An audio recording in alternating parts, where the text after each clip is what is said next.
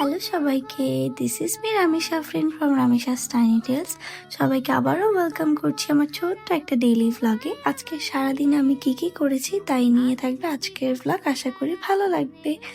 ঘুম থেকে উঠেই আগে আমি অনেকগুলো পানি খেয়ে নিই, কারণ যে গরম পড়েছে এই গরমে বেশি করে পানি না খেলে আমার অস্বস্তিকর লাগে।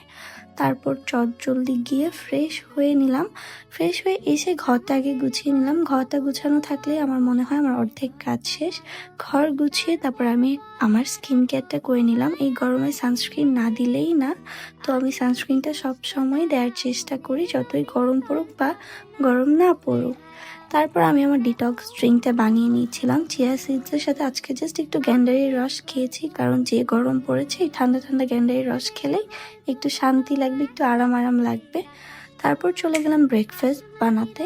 আজকে ব্রেকফাস্টে ছিল এগ টোস্ট। আমাদের মনে হয় এই এগ টোস্টটা সপ্তাহে 7 দিনই খাওয়া হচ্ছে, কারণ এটা খুব সিম্পল বাট খুবই মজা লাগে খেতে। সাথে আমি কিছু কলাও কেটে নিয়েছিলাম। তারপর আমি আর সেরকম কোনো ক্লিপ নিইনি, একদম শাওয়ার নিয়ে নামাজ পড়তে বসে পড়লাম।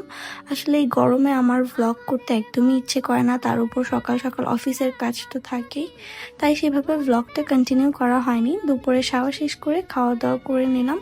দেন বিকেলের দিকে একটু বাইরে গিয়েছিলাম কাজে। আসার সময় আমাদের পছন্দের কিছু স্ন্যাক্স নিয়ে আসলাম, চটপটি নিয়ে আসলাম। এইভাবে আজকের দিনটা শেষ করলাম। আশা করি ভ্লগটা ভালো লেগেছে। আজকের জন্য টাটা সবাইকে।